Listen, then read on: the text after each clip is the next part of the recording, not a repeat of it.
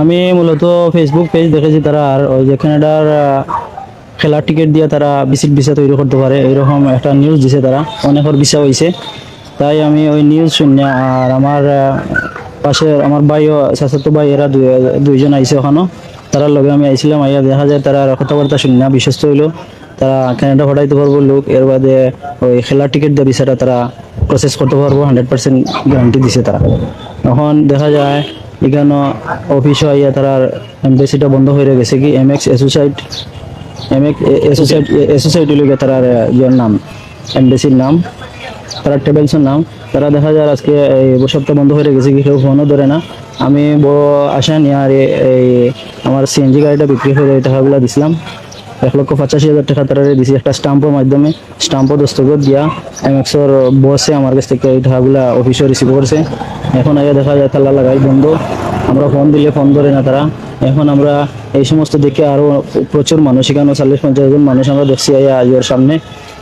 তারা অফিসের সামনে কিন্তু সবেও হইরা যে এরা তো এখন বাইকে যাওয়ার সম্ভাবনা তা আমরা এখন কি করণীয় এখন আমরা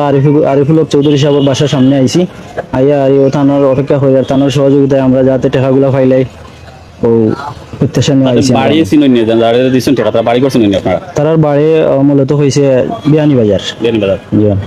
বিয়ানীবাজার। তো আপনার সিএনজি বেশি তো এখন আর কোনো উপায় নাই নাকি এটা? সিএনজি বেশিও তারা দিলাইছি এখন তো আমার আর অন্য কোনো বিজনেস নাই চলো। কোন দিন আগে দিছিলেন আপনি? আমি দিছি গত 12 তারিখে। 12 তারিখে। যে আমি মূলত ফেসবুকও 5-6 মাস আগে তারা রিভিউ দেখছি ভিডিও ফেসবুকও দেখার পরে আমি মনে মনে যে হইলাম যে ওখানে দিতাম তো 3 দিন 4 দিন বাদে তারা দুই লোক ভিডিও রিভিউ তারা একটা ছাড়তো পর্তুগালত তো বাদে আমার মনে হইলো যে না ওখানে একবার ট্রাই করে দেখিলে বাদে এর আগে আমি আরো একবার কানাডা লাগিয়ে দিয়েছিলাম পর্তুগালও লাগিয়ে দিয়েছিলাম আমি প্রতারিত হয়েছি বাদে আমি গরম মাতিছি আম্মা তারার লগে মাতিছি ভাইয়া তারার লগে মাতি তারা সাবসোয়া হয়েছেন যে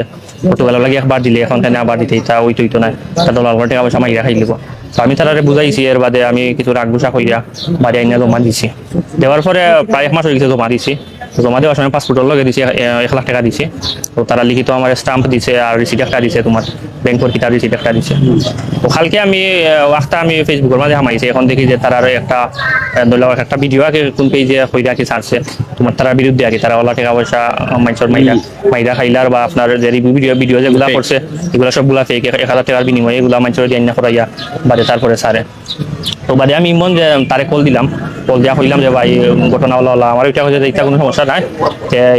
এটা প্রবলেম সলভ হইব না কোনো প্রবলেম না তুমি চিন্তা করিও না। বাদে আমি কইলাম যে ভাই কালকে অফিসে গেলে পাইমুনি এটা হইলো না অফিসে আমার আইলে সন্ধ্যার টাইমে পাইবা বিকালে পাইবা আমি কইলাম যে যারা অফিসে আসুন তারা গেলে কিতা পাইমুনি ওইটা হচ্ছে আচ্ছা তারা আসুন অফিসে তুমি সকালে যাইও ও বাদে আমি আজকে সকালে আইসা ইয়া দেখি যে তালা মারা এখানে এখানে কোনো তারা কেউ নাই মনে নাই এর বাদে ফারিয়া চৌধুরী যে সিও আছিল তাইনো নাই এর বাদে যেগুলো তারা আসলো তারা কেউ নাই আর কি অফিসে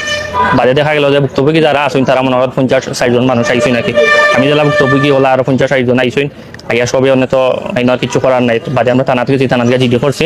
এখন আমরা জিডি হয়ে আরিফুল হক চৌধুরী তাইনোর বাসার সামনে যে তাইনোর লাগে আমরা অপেক্ষা করলাম তাই যে আমরা বিস্তারিত জানাইমু আর আশা করি যে আমরা যে টাকা পয়সা আমরা যারাও দিছি আমরা টাকা পয়সা আমরা ফেরত পাইমু তাইনোর কিছু দাবি আমরা জানাই আরিফুল হক চৌধুরী।